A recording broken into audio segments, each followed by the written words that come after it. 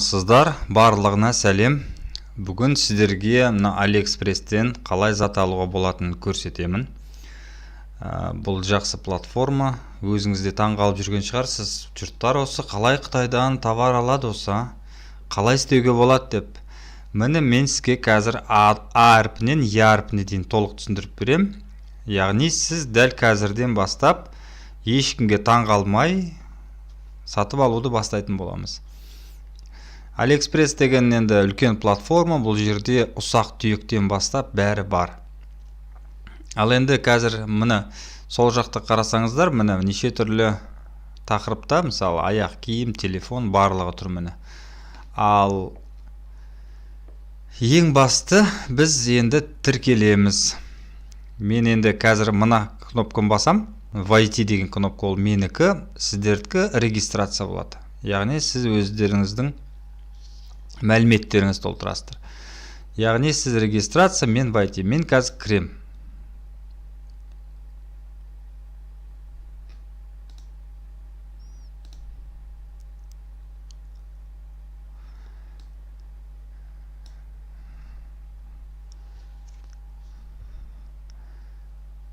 Сіздер осы уақытта тіркеліп үлгересіздер. Паузаға қойып қойыңызда, тіркеліп ары қарай дайын екендеріңізді білдірсеңіздер болды.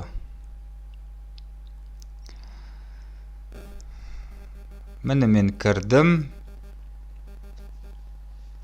Міне мына жақта менің жеке мәліметтерім тұр міне.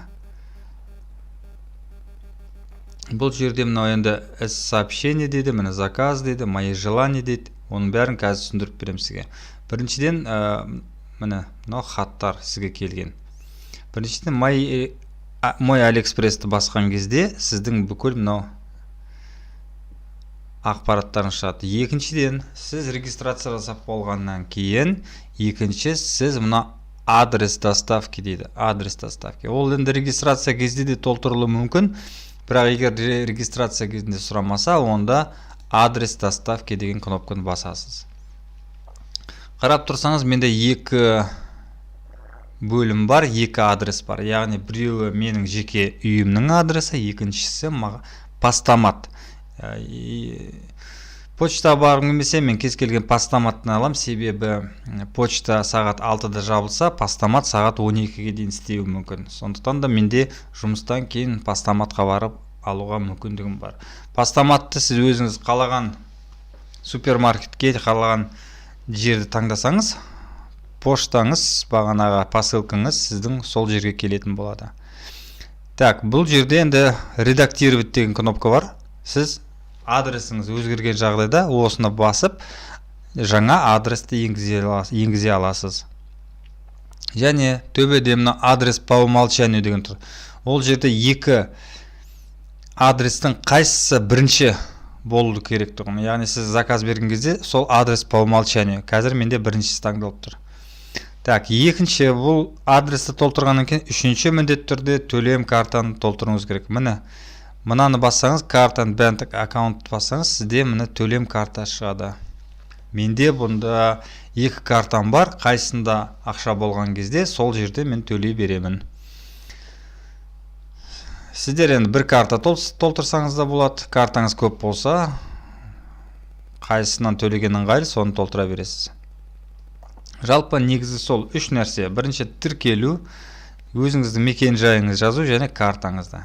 Ал енді біз сатып алуға кірсек. Так, міне қайтадан мен AliExpress-тің өзін басайын. Яғни міне енді маған мысалы Bose деген наушник керек. Bose 35. Міне Bose 35. Мен қазір басамын.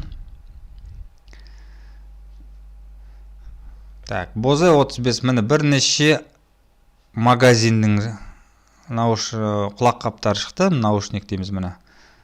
Неше түрлі магазин. Мынау бар. Енді біреуін ашып қарайын енді. Бізге енді арзаны керек қой. Біз арзан құмармыз. Мына 26 20 рубль тұратынын ашып қарайық. Және қымбатын ашып қарайық. Міне одан да арзаны бар екен. Оны арзан ашып қарсақ, қазір мен сізге бұл жерде неге осында арзан болып тұрғанын көрсетемін сізге. Міне енді ашып қарадым, мына магазиннің аты. Енді бұл магазинді қарасаңыз, міне 3 наушник тұр. Қалағанын басасыз.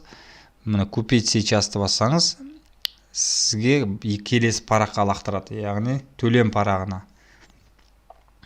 Қазір енді мен басып көрейін. Айтпақшы, баспас бұрын мына жерде тағы да батырмалар бар. Бұл жерде добавить корзину. Яғни сатып алмайсыз, просто сіз өзіңіздің корзинаға салып қоясыз. Мына үшіншісі мои желания. Бұл корзинаға түспейді, мынаны бассаңыз, бұл сіздің қазір емес, бір алу керек деген бір кез болады ғой. Сол кезге салып қоясыз. Жоғалтып алмау үшін. Себебі миллион құлаққаптың ішінен осы керек болса, осын басып қоясыз. Яғни енді қараңыз, міне купить сейчасты басайын. Яғни сізді міне келесі параққа лақтырды. Бұл жерде мынау бірінші мекен жайыңыз тұр, міне. Екінші мына төлеміңіз тұр, міне. Мынаны бассаңыз, сіз бағанаға төлем жүйелері шығады, міне. Екі карта, қайсын таңдайсыз, біреуін таңдайсыз. Үшінші міне сіздің наушнигіңіз туралы ақпарат. Міне төртіншісі, міне қараңыз, міне жерде оформить заказды басқан жағдайда болды. Сіз төледіңіз, картаңыздан ақша кетті, яғни сізге наушник сатушы уже бір күнде жіберетін болады. Бір күнде ол дайын. Яғни басқан кезде, басқан жағдайда сізде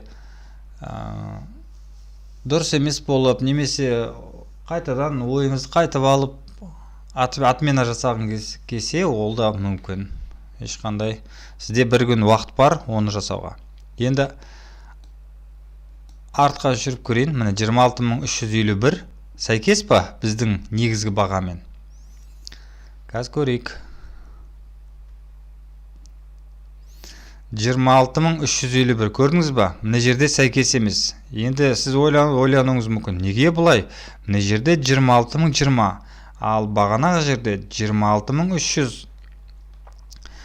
Қарасаңыз, мына жерде доставканың ақшасы бөлек екен, көрдіңіз ба? Мәселе сода. Осыны да ұмытпағайсыздар қараған кезде. Кейбіреуінде тегін доставка болады, кейбіреуінде осындай қосымшалар тұрады.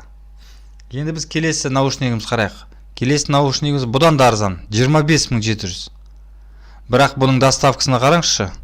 Доставкасы FedEx-пен, яғни 8000. Доставкасының өзі 40000 тұрады. Көрдіңіз ба? Бұны алсаңыз, міне. Қазір купить сейчасқа басып көрейін, мен біреуін таңдап. Бұл жерде сізде уже 26000 емес, 33-34 мыңға шығып кетеді. Міне, көрдіңіз ба? 34 мың. Сондықтан да оны міндетті түрде салыстыруды ұмытпаңыз. Әртүрлі болуы мүмкін. Ал енді төбе жақта қызылмен белгіленіп тұр мынандай нәрсе. Бұл жерде енді скидка, көрдіңіз ба? 23-ке де беріп тұр.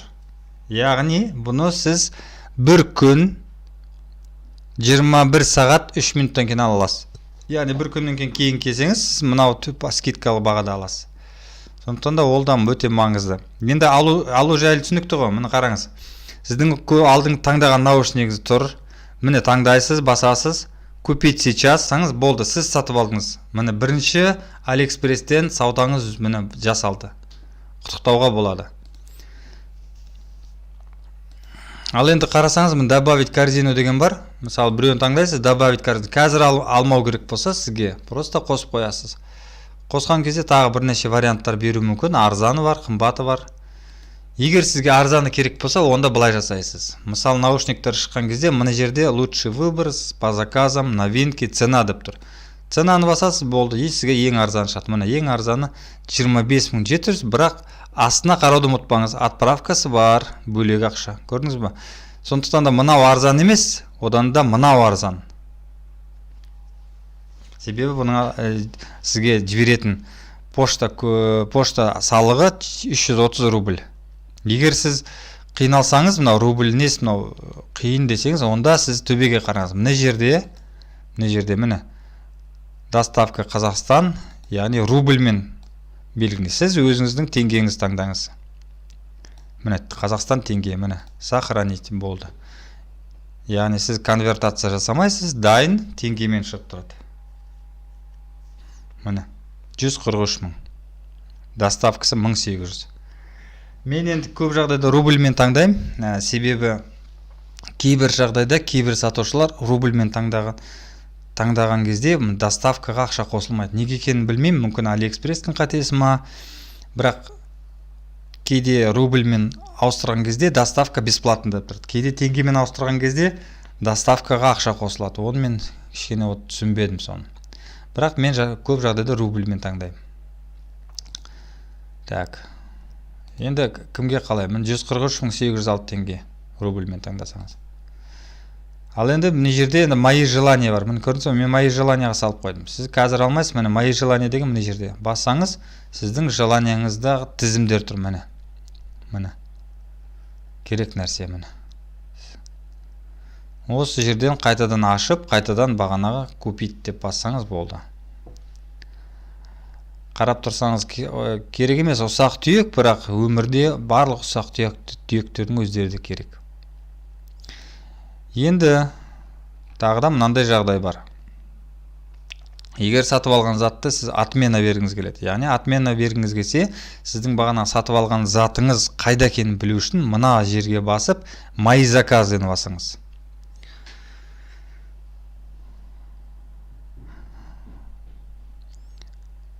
Оны басқан кезде сіз сатып алған заттардың тізіміне шығасыз. Міне көрдіңіз ба? Міне қарап тұрсаңыз, мен екі зат алғамын. Біреуі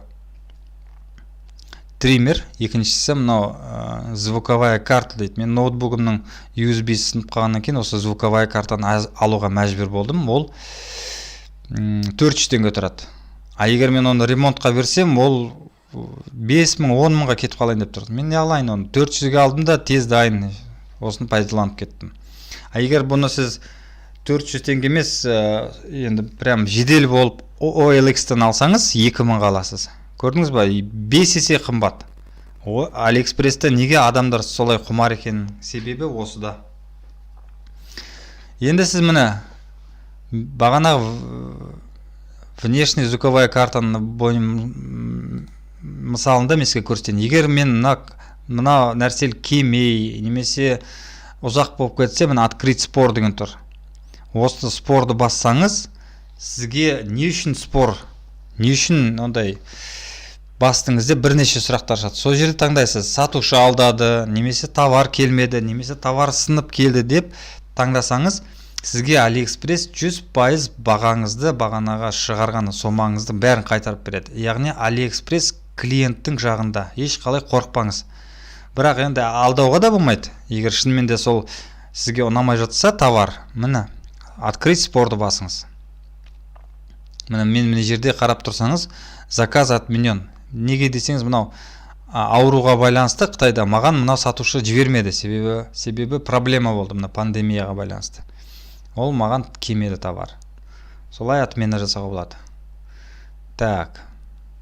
Не қалды айтылмаған? Так, мои корзины. Мои корзинаны көрсетейін. Міне мои корзинаға бағана біз салдық. Бозе деген наушникті, міне жерде қазір доллармен көрсетіп тұр, біз оны теңгеге ауыстыра саламыз. Так, міне заказать у этого продавца деп бассаңыз, болды, сіз сатып ала аласыз. Немесе міне жерде скидка тұр. Бір күн күтсеңіз, ол арзанға аласыз. Болды, Алиэкспресстің алуы осындай оңай. Бір жағынан Алиэкспресстен алған жағдайда сіз көп ақшаңызды үнемдей аласыз. Өз қалтаңызда көп ақшаңыз өзіңізде болады. Адамдардың бәрі осы құмар болған себебі де сол. Қандай сұрақтар қалды? Егер тағы да айтылмай кеткен сұрақтар болса, онда комментарийға жазыңыздар. Мына жалпы енді корзина туралы айттым, міне мои желания туралы айттым, міне мои заказы, сатып алынған заттар туралы айттым, міне центр сообщения туралы бар еще. Центр сообщенияға кірейік, мақұл. Центр сообщения дегенде, мысалы, сізге товар келді дейілік. Бірақ товар сізге ұнамады. Ұнамаған кезде, сіз сатушыға жазуыңызға болады. Вот, маған товар келді, маған ұнамады. Сондықтан да маған скидка жасаңыз, немесе ақшаның жартысын қайтарыңыз деп. Солай жазсаңыз сізге сатушы қайтарып береді барлық нәрсені. Олай да болуы мүмкін. Енді мысалы қазір қарап тұрыңыз, міне мен тағы да қазір сізге көрсетейін, қалай именно наушниктің дұрысын таңдау туралы. Міне мен қараңыз, мына жерде маған бағана электрикті алған триммерді маған ол жібермеді. Мен жібердім, неге жібермейсің дедім.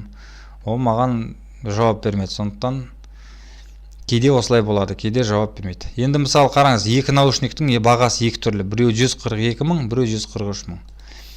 Енді мына жерде қарасаңыз жалпы ақпарат тұр, міне наушник туралы. Енді қараңыз, бұл жерде міндетті түрде, қазір мен тағы біреуін ашып қарайын. Бізге отзывы бар керек. Мына отзывына қарау керек. Так, мына жақта да отзыв жоқ. Мына біреуін ашып қарайық онда.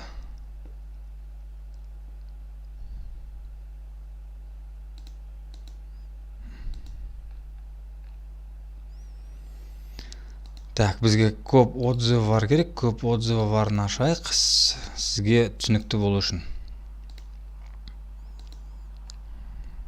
Мына жақта 3 отзыв, мына жақта 2 отзыв, мына жақта 10 отзыв. Вот, бізге осы керек. Қараңыз, енді наушник алмас бұрын, ол қымбат наушник біріншіден. Сіз отзывын оқыңыз. Отзыв деген нақты адамдар әр жерден сатып алған. Мынау көрдіңіз бе міне?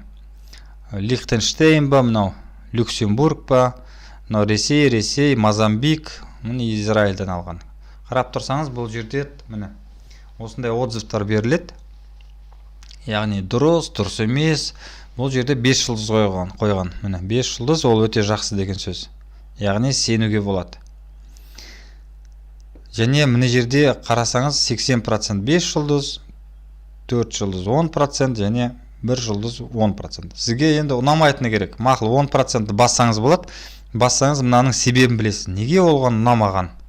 10 адамға ұнаған, ал бұған ұнамаған. Так, енді бұлай оқып көресіз, сатушының, сатып алушының жауаптарын көресіз, өзіңіз анализировать етесіз. Ал мынаған қарасаңыз, бұл бұдан арзан. Мына 145 тұрады, мына 142 тұрады. Бұда отзыв жоқ. Алуға бола ма бұндай адамнан? Енді ойлап қарасаңыз, мына адамның өзінде 95%, магазиннің бағасы 95%. Жалпы жақсы. Бірақ 10 отзыв бар. А мына магазинді қарасаңыз, одан да жақсы 99%. Бірақ отзыв жоқ.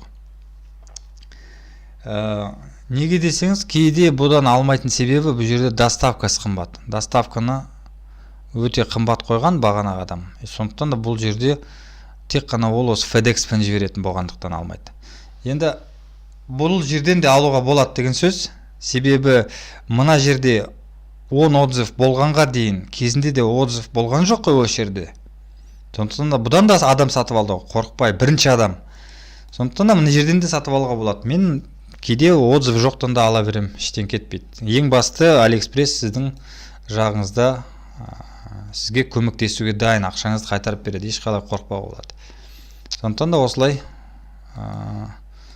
дұрыс затты таңдап алуға болады. Так, енді осы жалпы осы, егер сұрақтарыңыз болса комментарияға жазыңыздар. Жалпы бәрі оңай. Келесте сіздер де бірінші саудаңызды алып, қуанатын боласыздар, үнемдейтін боласыздар. Жалпы жақсы, пайдасын тигізсін осы видео сіздерге. Бәріне сәлем.